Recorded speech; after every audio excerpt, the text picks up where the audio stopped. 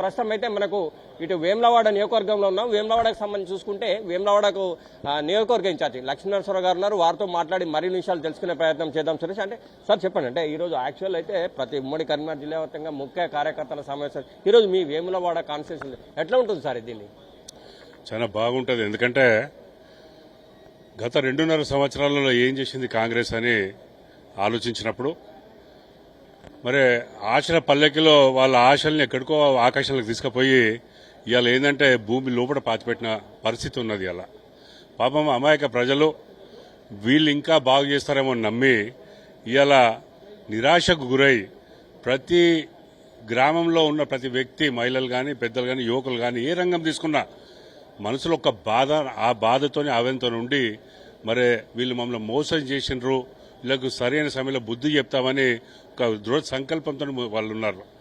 అంటే ముఖ్యంగా సార్ మీ దగ్గర అంటే కాన్స్టిట్యున్సీకి సంబంధించి చూసుకుని రైతులు కూడా పెద్ద ఎత్తున మొన్నటి వరకు కూడా వరి ధాన్యం కొనుగోలు లేక, సరైన సమయానికి ఎరువు లేక నానా అవస్థలు పడ్డ పరిస్థితి. ఈ నేపథ్యంలో రైతాంగంలో ఎలాంటి సిచ్యువేషన్ ఉంది? మీరు రైతుల వద్దకు స్వయంగా వెళ్లారు, వాళ్ళు మాట్లాడినటువంటి పరిస్థితుల్లో మీరు చాలా ఆవేదన వ్యక్తం చేసినటువంటి పరిస్థితులు కూడా చూసాం. అంటే ఇప్పుడు ఉన్నటువంటి పరిస్థితుల్లో రైతులు ఎట్లా ఆవేదన చెందుతున్నారు? వాళ్ళ బాధ వర్ణాతీతం. ఎందుకంటే పాపం పండించే పరిస్థితే అష్ట కష్టాలు పట్టుకుంటే యూరియా సమస్య ఉండే అటు ఇటు అధిగమించి మెల్ల పంట పండించారు. పంట పండించినాక మరి పంట పండించే కాలం ఎంతో 2 నెలలు 3 నెలలు అమ్ముకునే పరిస్థితి వాస్తవంగా ఇవాళ చూస్తే. అంటే ఇంత దారుణమైన పరిస్థితి మరి తెలంగాణ రాష్ట్ర సాధించిన గత 12 సంవత్సరాలు ఎప్పుడు కూడా చూడలే. కేసీఆర్ గారు ఉన్నప్పుడు మరి సమయానికి మరి ఇంట్లో కూర్చున్న యూరియా కావాలంటే పొలాలకు వస్తుండే, లేదంటే రైతు బంధు సమయానికి వస్తుండే.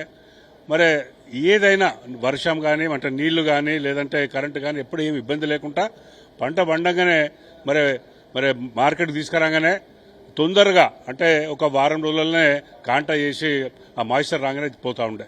ఇలా దానికి భిన్నంగా 2 నెలలు 3 నెలలు ఇంకా వర్షాలు పడతా ఉన్నాయి, మొలకలు ఎత్తా ఉన్నాయి, ఇంకా కొన్ని గ్రామాల్లో ఇంకా అసంపూర్తిగా ఇంకా కాంట వేయలేదు. ఇదే కాకుండా 3 కిలోలు ఇక్కడ కాంటాలో పెట్టి తద్వారా మళ్ళీ అక్కడికి వెళ్ళిన తర్వాత రైస్ మిల్లల్లో మళ్ళీ ఇది ఇంకా కొన్ని బస్తాలు కట్ చేస్తుంటే ప్రతి క్వింటాల్కి 10 కిలోల తరుగు తీసేస్తా ఉన్నంటే చాలా బాధాకరం. వాళ్ళు చాలా బాధ వ్యక్తపరుస్తూ ఉన్నారు. ఈ 2.5 సంవత్సరాలు ఎప్పుడు గడిచిపోతుంది, మా దరిద్రం ఎప్పుడు పోతుంది, మా బాధ ఎప్పుడు పోయి మళ్ళీ కేసీఆర్ గారు వచ్చి మాకు మంచి రోజులు ఎప్పుడు వస్తుందని చూస్తూ ఉన్నారు. అంటే ముఖ్యంగా సార్ ఇప్పుడు ఇదొక విషయం అయితే ఇప్పుడు దుక్కులు తినే టైం ఆసన్నమైంది. మరోవైపు రైతులు నాట్లు వేసుకోవాలి, ఇంకా కూడా వరి ధాన్యం ఉన్నదని చెప్తున్న నేపథ్యం కనిపిస్తుంది కదా. అంటే ముఖ్యంగా అంటే రాబోయే రోజులు ఎరువుల విషయం కావచ్చు, ఇప్పుడు ప్రస్తుతానికైతే రైతు బంధు కూడా అంటే అడ్వాన్స్ ఇచ్చినటువంటి పరిస్థితి కదా బీఆర్ఎస్ సార్, కానీ ప్రస్తుతానికి రైతు బంధు ఏం రాలేదు. ప్రస్తుతం ఉన్న పరిస్థితుల్లో రైతాంగం ఏ విధంగా ట్రీట్ అవుతుంది సార్? రైతులు 2 చర్యలు స్పందిస్తూ ఉన్నారు. ఒకటి దాని అమ్ముడు పోలేదు, అమ్ముడు పోతే ఇంకా చాలా మందికి పైసలు రాలేదు. ఈ పెట్టుబడి ఎట్లా పెట్టాలి అనేది మొదటి సమస్య, తీవ్రమైన సమస్య. ఇంకోటి వాళ్ళు ఇప్పుడైతే నారు పోసుకుంటా ఉన్నారు. మరి జూలైలో నాటు వేయాలి అంటే మాకు మరి అడుగు మందు కావాలి, ఏది యూరియా కానీ ఇతరత్ర మందులు కావాలి.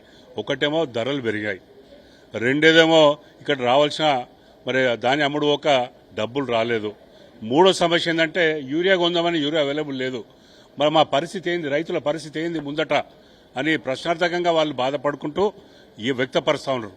అందుకని మరి రైతుల పరిస్థితి ఏంటంటే మరి కాంగ్రెస్ గవర్నమెంట్లో ఆల్రెడీ అగ్రికల్చర్ మినిస్టర్ కానీ మరి ఈ జిల్లాలో ఉన్న పొన్నం ప్రభాకర్ కానీ మేము ఇండెంట్ పెట్టాము, మరి అది ఎప్పుడు వస్తుందో మాకు తెలియదని ఇప్పుడే బ్లేమ్ గేమ్ అంటే మా తప్పు లేదు, కేంద్రం ఇస్తలేదని మరి బీజేపీ కాంగ్రెస్ 2 కలిపి ఆడే నాటకాలలో పాపం రైతులు బలైతా ఉన్నారు.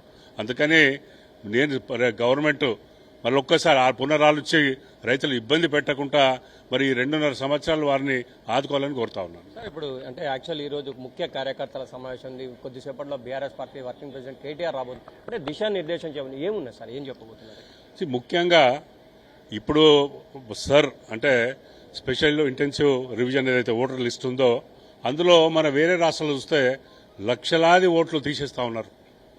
మరి మా కార్యకర్తలు ప్రతి గ్రామంలో ప్రతి బూత్ వైజ్గా ఇద్దరిద్దరిని మేము మరి నియమించుకున్నాం. వారికి ట్రైనింగ్ ఈ బిఎల్ఓలు వచ్చిన తర్వాత, బూత్ లెవెల్ ఆఫీసర్స్ వచ్చిన తర్వాత అటువంటి పొరపాట్లు, ఎందుకంటే వాళ్ళు ముఖ్యంగా ఈ ప్రాంతంలో కానీ లేకపోతే ఈ రాష్ట్రంలో కానీ మన బీఆర్ఎస్ పార్టీ బలంగా ఉంది. మరి బీఆర్ఎస్ పార్టీ సానుకూలంగా ఉన్న ఓట్లన్నీ తొలగించే ప్రమాదం ఉంది కాబట్టి వారికి తొలగించకుండా మరి వారిని పని చేయాలి బిఎల్ఏ మరి ఏజెంట్ లాగా పని చేసి మరి వారి బిఎల్ఓ వెంబడి ఉండి మా ఓట్లు కాపాడుకునే ప్రక్రియలో వారికి ట్రైనింగ్ ఇవ్వడం జరుగుతూ ఉంది. అందుకని ఈ పొరపాటు ఈ రాష్ట్రం జరిగి, ఎందుకంటే మనం చూస్తున్నాం ఇతర రాష్ట్రాల్లో మరి బీజేపీ వాళ్ళు ఎట్లా గెలుస్తున్నారు, వారికి సానుకూలంగా ఓట్లను ఉంచి అంటే సానుకూలం లేని ఓట్లన్నీ తీసే ప్రక్రియలో ఆ పొరపాటు ఈ రాష్ట్రంలో జరగొద్దు అనే ఉద్దేశంతో ఈ ట్రైనింగ్ ఇస్తా ఉన్నాం.